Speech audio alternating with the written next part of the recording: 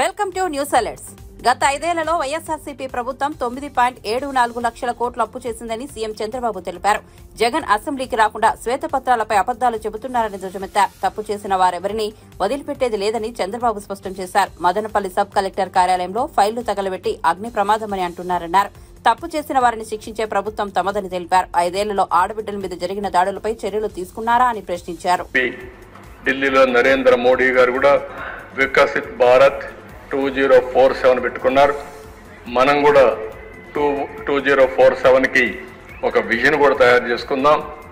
నేను అందుకే మిమ్మల్ని అందరినీ విజ్ఞప్తి చేస్తున్నా, రొటీన్గా మామూలు అడ్మినిస్ట్రేషన్లో కాకుండా క్రియేటివ్గా ఏం చేయగలుగుతాం, సంపద సృష్టించే మార్గాలు ఏమేమి ఉన్నాయి. ఇప్పుడు మీరు అక్కడ చూశారు, దగ్గర రోడ్ల మీద 14-19లో పెట్టిన దాంట్లో 20% కూడా పెట్టలేదు. దానివల్ల పర్యవసానం ఏంటి? రోడ్లన్నీ గుంతలు పడిపోయినాయి. ఏ ఊరికి పోయే పరిస్థితి లేదు. ఒక పక్క నేషనల్ హైవేస్ ఈరోజు పర్ఫెక్ట్గా ఉన్నాయి. నేషనల్ హైవే దిగితే ఆంధ్రప్రదేశ్ రోడ్లు ఇంకెక్కడికి పోతా తెలియని పరిస్థితి ఉంది. దీనికి ఒక వినూత్నంగా ఏమైనా ఆలోచించగలుగుతామా? మన దగ్గరుండే డబ్బుల్ని ఏ విధంగా సద్వినియోగం చేయడం కోసం ఇప్పుడు గవర్నమెంట్ ఆఫ్ ఇండియాలో కూడా నీతి ఆయోగ్ కానీ గవర్నమెంట్ ఆఫ్ ఇండియా కానీ కొన్ని ప్రోగ్రాంలు తీసుకొచ్చారు. అవన్నీ కూడా public private partnership, viability gap funding. అంటే ఒక ప్రాజెక్ట్కి ఇంత డబ్బులు అవుతుంది అనుకుంటే ఆ డబ్బుల్లో ఎంత ఆదాయం వస్తుందో ఒక ప్రైవేట్ వ్యక్తి గారిని కోట్ చేసి, ఇప్పుడు నేషనల్ హైవే పాలసీ కూడా అదే, దాని మీద వైబిలిటీ గ్యాప్ ఫండింగ్ తక్కువ వస్తే అది డబ్బుల రూపంలో వాళ్ళకి కాంపన్సేట్ చేయడానికి గవర్నమెంట్ ఆఫ్ ఇండియా ముందుకు వచ్చారు. మనం కూడా అలాంటి పాలసీస్ ఏమైనా కొన్ని క్రియేట్ చేయగలుగుతామా? ఇప్పుడు వెస్ట్ గోదావరి ఉంది ఉదాహరణకు, రోడ్లన్నీ అధ్వానంగా ఉన్నాయి. అందులో black soil cottons every year రోడ్లు అయితే ఆ నీళ్లకు తరిగిపోతూ ఉంటాయి.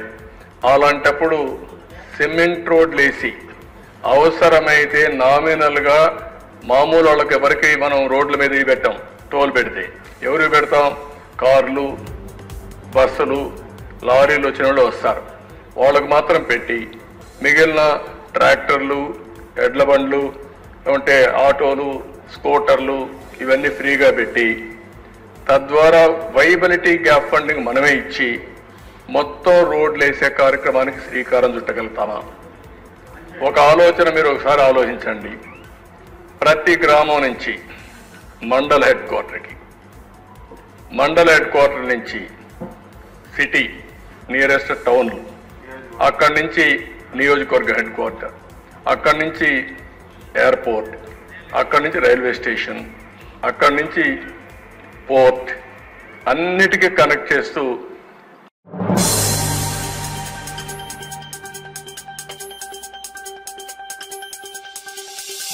బీఆర్ఎస్ త్వరలోనే ఖచ్చితంగా బీజేపీలో విలీనమవుతుందని మంత్రి కోమటిరెడ్డి వెంకటరెడ్డి జోషం చెప్పారు. కేంద్ర బడ్జెట్లో తెలంగాణకు జరిగిన అన్యాయాన్ని ముఖ్యమంత్రి రేవంత్ రెడ్డి వెంటనే ఖండించారన్నారు. కేసీఆర్ ఇప్పటివరకు ఎందుకు నోరెత్తట్లేదని ఆక్షేపించారు. చంద్రబాబు, నితీష్ మద్దతు ఉపసంహరించుకుంటే ఇండియా కూటమి అధికారంలోకి వచ్చి రాహుల్ గాంధీ ప్రధాని అవుతారన్న భయంతోనే ఆయా రాష్ట్రాలకు అధిక కేటాయింపులు చేశారని విమర్శించారు. కేంద్ర బడ్జెట్ను నిరసిస్తూ నీతి ఆయోగ్ సమావేశాన్ని దక్షిణాది రాష్ట్రాల ముఖ్యమంత్రులు బహిష్కరిస్తున్నట్లు వివరించారు. వచ్చే పంచాయతీ ఎన్నికల్లో బీఆర్ఎస్ పూర్తిగా కనుమరుగైపోతుందన్నారు. 100% అవుతుంది. చర్చలు నడుస్తున్నాయి.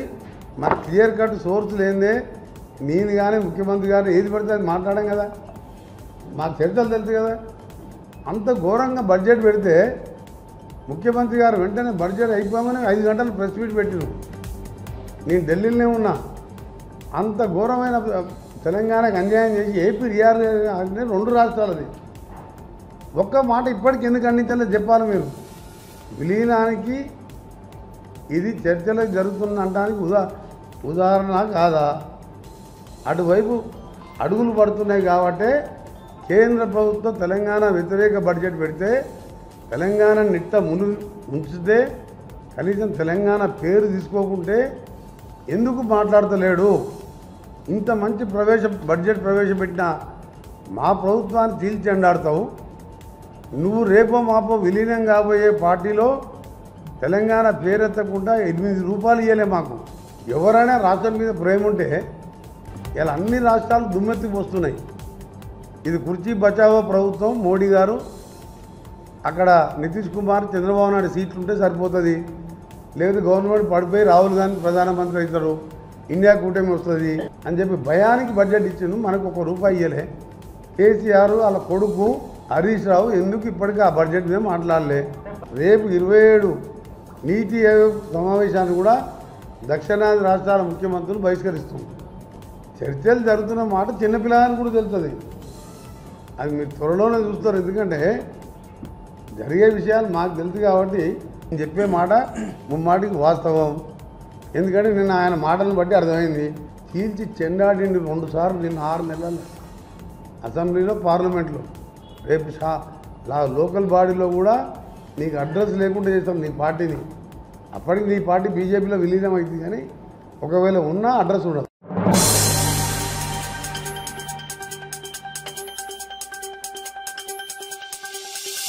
మడ అడవుల రక్షణకు ప్రత్యేక విభాగం ఏర్పాటు చేస్తామని పర్యావరణ అటవీ శాఖ మంత్రి పవన్ కళ్యాణ్ ప్రకటించారు. గత ప్రభుత్వం ఇళ్ల నిర్మాణాల కోసం 110 ఎకరాల మడ అడవుల్ని తొలగించిందని ఈ అంశంతో సీఎంతో చర్చించి నిర్ణయం తీసుకుంటామన్నారు. పంటలను ధ్వంసం చేస్తున్న ఏనుగుల గుంపును తిరిగి అడవుల్లోకి పంపించేందుకు అవసరమైన కుంకి ఏనుగులను కర్ణాటక నుంచి తీసుకొచ్చేందుకు చర్యలు తీసుకుంటామని పవన్ చెప్పారు. గ్రేటెస్ట్ డేంజర్ దీనికి ఏంటంటే, 1 వ్యవసాయం, 2 ఆక్వాకల్చర్ మరియు అర్బన్ డెవలప్మెంట్. మనం ఇంకో చోట డెవలప్మెంట్ చేసుకోవచ్చు, ఇంకో చోట ఆక్వాకల్చర్ చేసుకోవచ్చు, కానీ ఇది మన అనంతరామ్ గారు చెప్పినట్టు గాడ్ గివెన్, ఇది ప్రకృతి తాలూకు వరం. ఇది తిరిగి ఒకసారి విధ్వంసం చేస్తే ఇది తిరిగి తెచ్చుకోవడానికి ఎన్ని దశాబ్దాలు, 1 శతాబ్దం పడుతుందో తెలియదు. And this first line of defence. ఏదైనా మనకి సునామీలు వచ్చిన, తుఫాన్లు వచ్చిన ఇది ఆపేది ఇది. అలాగే ఇంకొకటి మేజర్ థ్రెట్ ఏంటంటే పొల్యూషన్. పారిశ్రామిక వ్యర్థాలు, ప్లాస్టిక్ వ్యర్థాలు, మరి ఇతర కాలుష్య కారకాలు మడ పర్యావరణ వ్యవస్థలకి ఇవి హాని కలిగిస్తున్నాయి. అలాగే క్లైమేట్ చేంజ్, సముద్ర మట్టాలు పెరిగిపోవడం, విపరీతమైన వాతావరణ సంఘటనలు, తరచుదనం మరియు ఉష్ణోగ్రత మార్పులు మడ అడవుల ఆరోగ్యానికి ముప్పు కలిగిస్తున్నాయి. అలాగే ఇందాక మన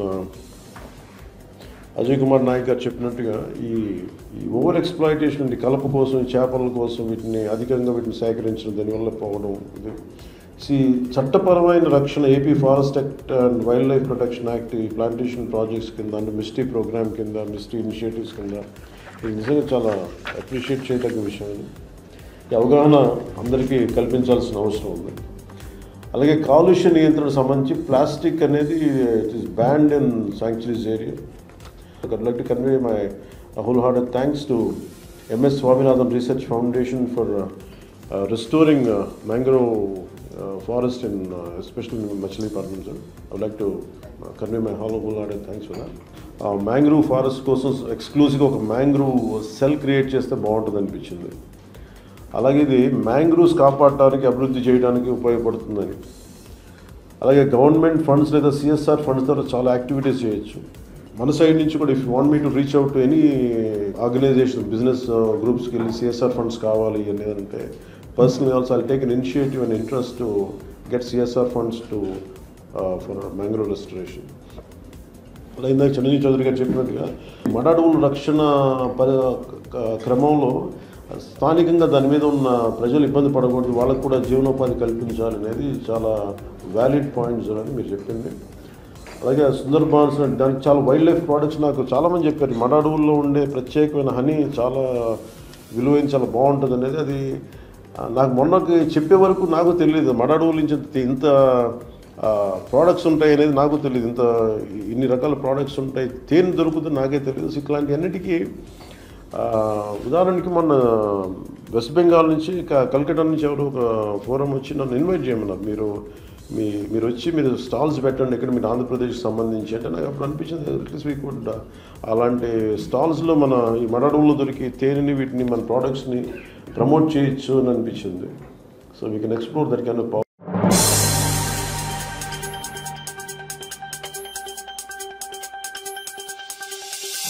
ఆంధ్రప్రదేశ్లో ప్రతిపక్ష పార్టీ నాయకులు సహా ఆ పార్టీ సానుభూతి పరులపై ఎక్కడా ఉద్దేశపూర్వకంగా దాడులు జరగట్లేదని ఏపీ హోంమంత్రి వంగలపూడి అనిత తెలిపారు. యాదృచ్ఛికంగా జరిగిన చిన్నపాటి ఘటనలను పెద్దవి చేసి చూపుతూ జగన్ రాష్ట్ర ప్రభుత్వంపై తప్పుడు ప్రచారం చేస్తున్నారని మండిపడ్డారు. రాష్ట్రంలో 36 మందిని రాజకీయ హత్యలు చేశారని ఢిల్లీ వేదికగా జగన్ తప్పుడు ప్రచారం చేస్తున్నారని ధ్వజమెత్తారు. శుక్రవారం శాసనమండలిలో ఆమె మాట్లాడుతూ హత్యకు గురైన వారి వివరాలను తాము అడిగితే జగన్ ఎందుకు ఇవ్వట్లేదని ప్రశ్నించారు. 5 రోజుల వ్యవధిలో ఈ గవర్నమెంట్ ఎన్డీఏ గవర్నమెంట్ వచ్చిన తర్వాత 36 హత్యలు జరిగినాయి ఒకసారి, 31 ఒకసారి, లేదు అనుకుంటే ఢిల్లీ గవర్నర్ గారికి ఇచ్చిన రిపోర్ట్లో 30 అని ఒకసారి. అంటే ఒక్కొక్క దగ్గర ఒక్కొక్క స్టేట్మెంట్లు ఇచ్చుకొని జనాల్ని కన్ఫ్యూజ్ చేస్తున్నారా, ఆయన కన్ఫ్యూజ్ అవుతున్నారా, ఆయన ఏమైనా తాపత్రయపడుతున్నారా? అంటే ఎంత తొందరగా 36 హత్యలు జరిగినాయని నేషనల్ మీడియా అడిగిన తర్వాత ఢిల్లీలో ఉన్నప్పుడు ఆ 36కి సంబంధించిన లిస్ట్ ఇవ్వండి అని చెప్పి అక్కడ మీడియా వాళ్ళు అడిగితే ప్రశ్నకి దాటేసేస్తారు, ఆన్సర్ చేయకుండా పక్కకి వెళ్ళిపోయారు. ఏమేనంటే రెడ్ బుక్ చూపిస్తారు. విషయం ఏంటంటే 36 కేసులు ఉన్నాయని చెప్పి 36 కేసులు ఒకటే కదా అధ్యక్ష, ఇందాక గౌరవ సభ్యులు చెప్పినట్టుగా సుమారుగా ఒక 500 పైగా దాడులు జరిగినాయి, 1000కి పైగా ఆస్తులను ధ్వంసం చేశారు అని చెప్పి ఫిగర్లతో సైతం ఇన్ని రకాలుగా ఆయన మాట్లాడిన తర్వాత నాకు అర్థమైంది ఏంటంటే ఆయనకు ఒక్కొక్కసారి అధ్యక్ష ఆయన ఆలోచన ఎలా ఉంటుందంటే పాత ఆయన చేసినవన్నీ ఇప్పుడు జరిగినాయి అన్న అపోహలో ఉన్నారో ఏంటో నాకైతే అర్థం కావట్లేదు అధ్యక్ష. నేను చాలా క్లియర్గా నిన్న హౌస్లోని క్వశ్చన్ అవర్లో ఇదే క్వశ్చన్ ఒక అసెంబ్లీలో సభ్యులు అడిగినప్పుడు ఇదే క్వశ్చన్కి సమాధానం చెప్పాను. ఈ రోజు ఇక్కడ సమాధానం చెప్పడానికి నేను రెడీగా ఇక్కడికి వచ్చున్నాను. నిన్న కూడా వైట్ పేపర్ రిలీజ్లో గౌరవ ముఖ్యమంత్రి గారు కూడా అక్కడ అసెంబ్లీలోని ఇక్కడ కౌన్సిల్లో నేను కూడా క్లియర్గా మాట్లాడున్నాం. చాలా క్లియర్గా 36 హత్యలు అని చెప్తున్నారు కదా, గవర్నర్ గారికి మీరు 31 రాశారనుకోండి, పోనీ 31 దాని మీదే మేము ఆగుతాం. ఆ 31 మంది ఎవరున్నారు, ఏ ప్లేస్లో ఎవరు చంపారు, పోనీ ఎవరు చచ్చిపోయారో మీ నాయకులు ఒకసారి మాకు లిస్ట్ ఇవ్వండి. అవి రాజకీయ హత్యలని మాట్లాడుతున్నారు కదా, ఆ లిస్ట్ ఇవ్వండి, మేము దాని మీద చర్యలు తీసుకుంటామని చెప్పి స్ట్రైట్ అవే హోమ్ డిపార్ట్మెంట్ తరఫున నేను అక్కడ చంద్రబాబు నాయుడు గారు గవర్నమెంట్ తరఫున మేమందరం సిద్ధంగా ఉన్నామంటే ఈ రోజుకి ఎందుకు అధ్యక్ష నేమ్స్ ఇవ్వలేకపోతున్నారు? ఎక్కడ దాడులు జరిగినాయి అని చెప్తే ఎందుకు అధ్యక్ష దాడులు జరిగిన ప్లేస్ చెప్పమనండి. ఒకవేళ మా దృష్టికి రాలేదేమో, మా పోలీస్ డిపార్ట్మెంట్ దృష్టికి రాలేదేమో, ఒకసారి మీ దృష్టిలో ఏమైనా ఉంటే చూపించండి, ఒకసారి మేము చర్యలు తీసుకుంటాం. అంటే ఈ రోజుకి కూడా అది లేకుండా పైగా రాజకీయంగా మా మీద దాడులు చేశారు. ఏం దాడులు అధ్యక్ష? ఒక్కసారి లాస్ట్ 5 సంవత్సరాల్లో ఒక్క కేసు కూడా లేకుండా ఎమ్మెల్యేని కానీ ఎమ్మెల్సీని కానీ మంత్రిని కానీ చూపించమనండి అధ్యక్ష. ఈ రోజు నేను అడిగితే ఒకసారి ఎంతమంది మీద కేసులు ఉన్నాయంటే మేము చేతులు ఎత్తాం అధ్యక్ష. ఒక్కసారి ఎవరైనా చేతులు ఎత్తే పరిస్థితి ఏదైనా ఉందంటే ఎవరి మీద కేసులు ఉన్నాయా? కేసులు ఉన్న వాళ్ళు ఒకసారి ఛాన్స్ రైజ్ చేసుకుంటే, ఇంక్లూడింగ్ మీ, నా మీద 23 కేసులు, లోకేష్ గారి మీద ఒక 23 కేసులు, అందరి మీద మినిమం +10 అధ్యక్ష. అంటే ఇన్ని కేసులు మా మీద పెట్టి ఈ రోజు మేము ఏదో వాళ్ళ మీద కేసులు పెట్టామని చెప్పి తిరిగి మా మీద క్వశ్చన్ చేయడం అధ్యక్ష. మీ మీద కూడా ఉన్నాయా సార్ కేసులు? వాళ్ళ మీద కూడా ఉన్నాయి అధ్యక్ష. ఓ పని చేస్తాను అధ్యక్ష, ఇంకొకటి మా సభ్యులు కూడా సలహా ఇచ్చారు, ఈరోజు ఎక్కడ ఫీల్డ్ విజిట్కి వెళ్దాం అధ్యక్ష, ఎక్కడ ఏం జరిగినాయి అన్న దానికి. పులివెందుల ఎమ్మెల్యే గారిని రమ్మనండి, ఫీల్డ్ విజిట్ కూడా మేము వెళ్తాం. అంటే ఓవరాల్గా చెప్పాలంటే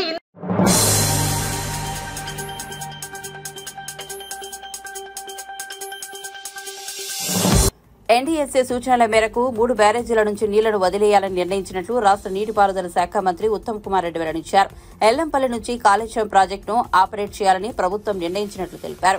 బ్యారేజీలో నీళ్లు వదలాలని ఎన్డీఎస్ఏ చెప్పింది కాబట్టి గేట్లు ఎత్తిపెట్టామని చెప్పారు. ఎల్లంపల్లి ప్రాజెక్టు నుంచి 2 రోజుల్లో పంపింగ్ ప్రారంభిస్తామని, ఎల్లంపల్లి నుంచి పంపింగ్ మొదలుపెట్టి మిడ్ మానేరుకు నీటిని తరలిస్తామని తెలిపారు. కాళేశ్వరం ప్రాజెక్టుకు సంబంధించి జలసౌధలో శుక్రవారం మంత్రి ఉత్తమ్ కుమార్ రెడ్డి ప్రజెంటేషన్ ఇచ్చారు. ఈ సందర్భంగా మంత్రి ఉత్తమ్ కుమార్ రెడ్డి మీడియాతో మాట్లాడుతూ మేడిగడ్డ వద్ద నీరు నిల్వ చేస్తే పరివాహన ప్రాంతాలు మురుగుతాయని తెలిపారు. రద్దు చేసి మేడిగడ్డ దగ్గర కట్టడము అది పెద్ద బ్లండరు. ఆనాడు వాళ్ళు సిడబ్ల్యూసి తుమ్మడేటి దగ్గర నీళ్లు లేవు అని చెప్పినట్టుగా చెప్పిండ్రు. ఇది వాస్తవం కాదు. చాలా సంవత్సరాల నుంచి తుమ్మడేటి దగ్గర 165 టీఎంసీ at 75% డిపెండబిలిటీ ఉన్నాయని చెప్పిండ్రు.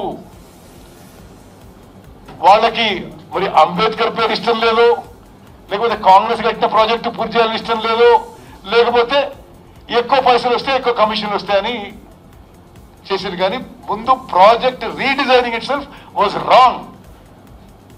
ఒక criminal waste of Telangana public money మన జీవితాలందరూ తాకట్టు పెట్టి, మన జీవితాలు, మన పిల్లల జీవితాలు, వాళ్ళ పిల్లల జీవితాలు తాకట్టు పెట్టి లక్షల కోట్లు అప్పు తీసుకొచ్చి కేవలం కమిషన్లు కక్కుతి కోసమే చేసిన విషయాన్ని మనం చేస్తున్నా. ఆ తర్వాత మేడిగడ్డ మొదలుపెట్టిండ్రు. మేడిగడ్డ ఈ బ్యారేజీలు మీరే అన్నారు, మేడిగడ్డ బ్యారేజీ గుండకాయ అన్నారు, అదే కూలిపోయింది. దానికి సమాధానం ఏం చెప్పండి. ఇప్పుడు ఆడికి పోయి ఆ నీళ్లు చూపెట్టి ఇది ఆడికి పంపు చేయంటే నేను అనుకుంటున్నా బ్రదర్, నేషనల్ డ్యామ్ సేఫ్టీ అథారిటీలో మీరు ఈ దేశంలో ఎవరిని అడిగి చెప్తారు? The biggest experts and technical experts in the country are in NDSA.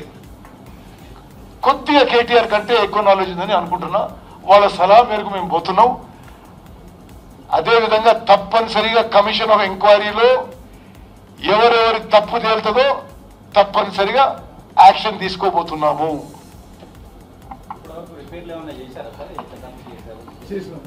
రిపేర్లు వాళ్ళు అంటే అది కూడా ఒక వేరే ప్రెజెంటేషన్ ఇస్తాం మీకు కావాలంటే. ఎన్డీఎస్ఏ ఏమి చెప్పింది, ఏమేమి జరిగినాయి. మొన్న నేను స్వయంగా సెక్రటరీ గారు ఈఎన్సీ అందరితో ఢిల్లీలో నేషనల్ డ్యామ్ సేఫ్టీ అథారిటీతో మేము ఇదే రివ్యూ చేసినాం. ఇప్పుడు ఇది చెప్పిన మీరు ఇది చేసినాము. ఇప్పుడు ముందుకు పోవడానికి ఎట్లంటే వాళ్ళు మాత్రం బ్యారేజెస్ గేట్స్ తెరిచిపెట్టాలి, నీళ్లు కిందికి వదిలేసేయాలని స్పష్టమైన రిటర్న్ రికమెండేషన్ ఇచ్చారు. ఇంకా అనుమానాలు ఉన్నాయి అంటున్నారు సార్ కేటీఆర్. ఏంటి ఎవరి మీద? మేడిగడ్డ కుంగడం మీద ఇంకా అనుమానాలు ఉన్నాయి. కాంగ్రెస్ నాయకులు ఏం చేయడమైనా సిద్ధహస్తులే, ఏదైనా చేయగలుగుతారు అని చెప్పేసి కామెంట్ చేశారు. ఇప్పుడు మేము చూసి వెళ్ళాము కాబట్టి భవిష్యత్తులో ఏది జరిగినా దానికి మీదే బాధ్యత అని కూడా ఇప్పుడే కామెంట్ చేశారు కేటీఆర్ గారు. ఏం జవాబు చెప్పాలి అంటే 1000 కోట్ల దొబ్బి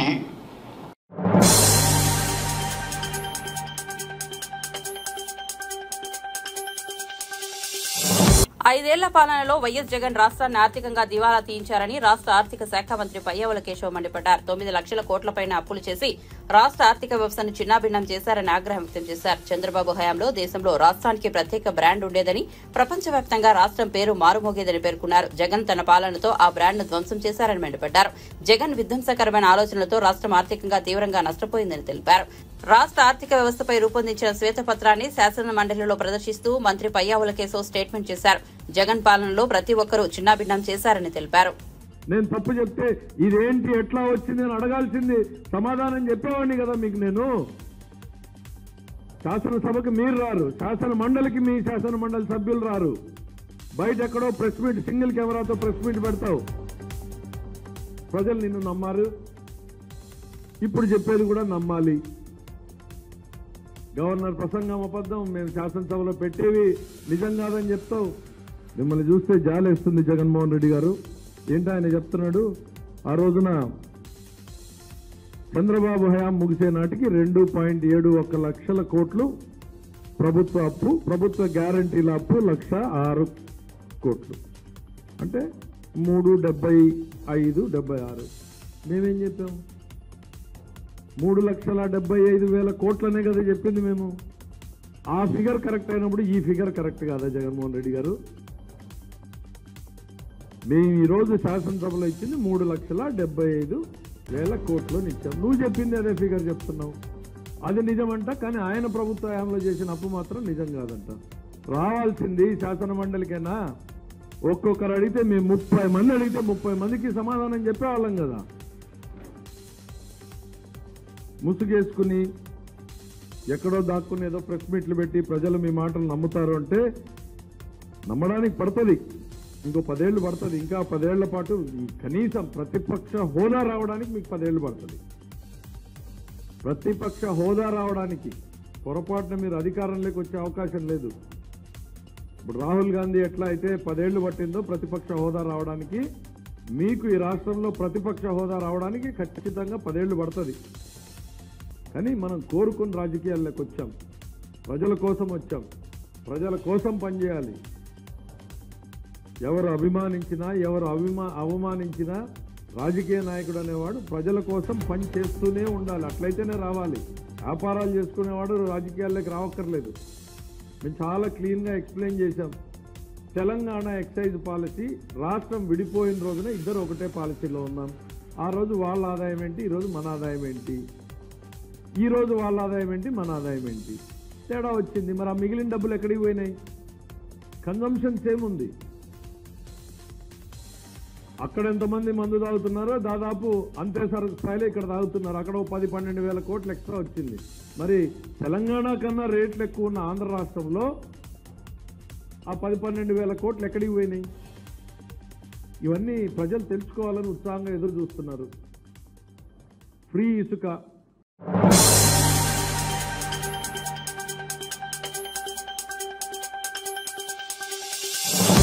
రంగారెడ్డి మహేశ్వరంలో తాళం వేసిన ఓ ఇంట్లోకి దొంగతనానికి వచ్చి దొంగకు ఏమీ దొరకలేదు. దీంతో నిరాశ చెంది సీసీటీవీలో తన ఆవేదన తెలిపాడు. చివరకు ఇంట్లో నుండి వెళ్తుంటే ఒక వాటర్ బాటిల్ తీసుకుని దానికి 20 రూపాయలు ఇస్తున్నట్టు సీసీటీవీలో చూపించి టేబుల్ మీద 20 రూపాయల నోటుని ఆ దొంగ పెట్టి వెళ్లాడు.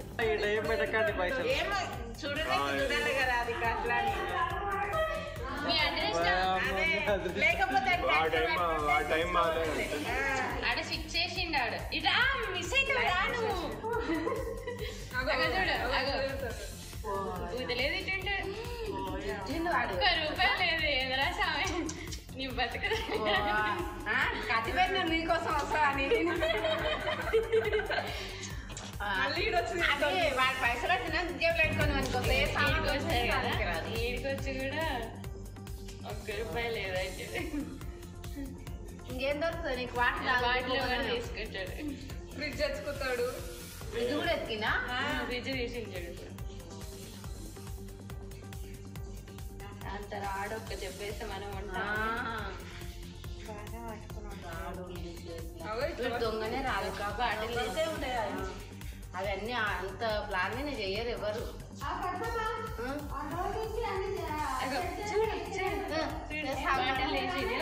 అది ఒక్కటి తీసుకుంటున్నా అని చెప్పాడు. డబ్బులు అయితే లేవు, మళ్ళీ వస్తాడు దానికి. ఎందుకని 20 రూపాయలు పెట్టి కొట్టాడు.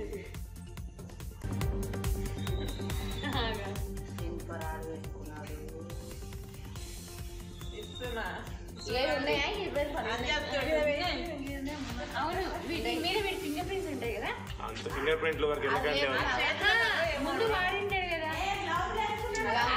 అంతకుముందు 20 రూపాయలకి పెట్టుకొని ఉంటాడు కదా.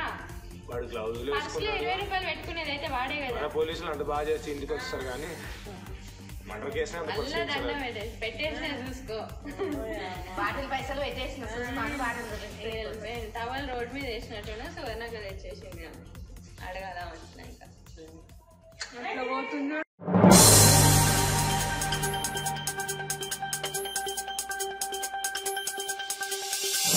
టాలీవుడ్ యువ హీరో సాయి ధరమ్ తేజ్ తన మంచి మనసును మరోసారి చాటుకున్నారు. ఆరోగ్య సమస్యలు ఎదుర్కొంటున్న పావలా శ్యామలకు ఆర్థిక ఇబ్బందులు తలెత్తాయి. ఈ విషయం తెలుసుకున్న సాయి ధరమ్ తేజ్ పావలా శ్యామలకు ₹1,00,000 ఆర్థిక సాయం అందించారు. మీరు మమ్మల్ని గుర్తుపెట్టుకున్నందుకు మీరు యాక్సిడెంట్ అయినప్పుడు దేవుడిని ప్రార్థించాము. మీరు బాగుండాలండి. బాగుంటున్న టైం వల్ల మీరు మంచివారు కనుక బయటపడ్డారు. మీరు గుర్తుపెట్టుకున్నందుకు మేము చాలా కష్టాలు పడ్డాము. హాస్టల్లో చెప్తారండి వీళ్ళు. అమ్మాయి కాలు దిగింది. అమ్మాయికి చాలా దుఃఖంలో మేము చచ్చిపోదామని నిర్ణయం చేసుకున్నారు. మీరు ఫ్రీ పంపించారు. లేదండి, మాకు బతికే అవకాశం ప్రారంభించి పెట్టారు అనుకుంటున్నాను.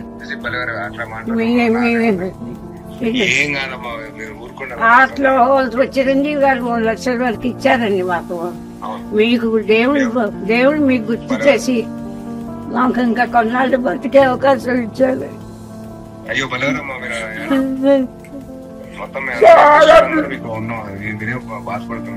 చాలా దుఃఖంలో ఉన్నామండి. ఇలాంటి సమయంలో మీరు నా అమ్మాయి రోజు ఏడుస్తుంది. మీ దండం పెట్టి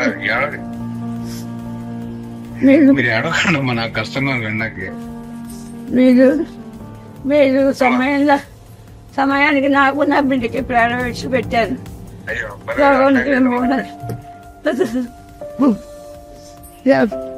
ఊరుకోండి, ఏం కాదు. ఊరుకోండి మీరు ఆడకండి ప్లీజ్. ఊరుకోండి ఏమవుతుంది, మీరు బాధపడకండి అసలు.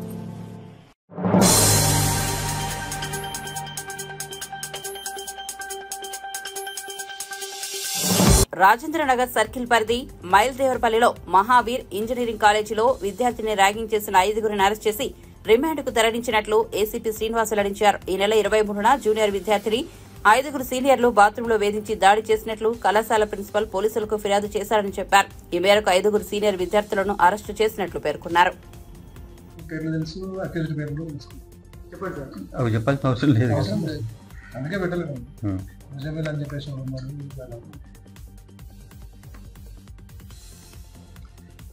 23 జూలై ఈవినింగ్ టైంలో మహావీర్ కాలేజీలో ఉన్నటువంటి పాలిటెక్నిక్ డిప్లొమా స్టూడెంట్స్కి సెకండ్ ఇయర్ స్టూడెంట్స్ కలిసి వాష్రూమ్లో కొట్టినారనే దానిపైన ప్రిన్సిపల్ రవీందర్ రెడ్డి గారు మైలార్దేవపల్లి పిఎస్లో కంప్లైంట్ చేయడం జరిగింది. దాని మీద కేసు నమోదు చేయడం జరిగింది. ఆ ఇన్వెస్టిగేషన్లో 5 స్టూడెంట్స్ 2 స్టూడెంట్స్ని కొట్టినట్టు తెలియగా ఇన్వెస్టిగేషన్లో వాళ్ళకు నిన్న అప్రెన్షన్ చేసి కాలేజ్ వాళ్ళకు కూడా నెసరీ డిసిప్లినరీ యాక్షన్ తీసుకోమని చెప్పి తెలపడం జరిగింది. దాని తదుపరి వాళ్ళు కమిటీ వాళ్ళు కూర్చొని యాక్షన్ తీసుకోవడం జరుగుతుందని తెలపడం జరిగింది. వాళ్ళను నిన్న అరెస్ట్ చేయడం జరిగింది నోటీస్ కాబట్టి 5 మెంబర్స్ మీద అరెస్ట్ చేయడం జరిగింది. Thank you.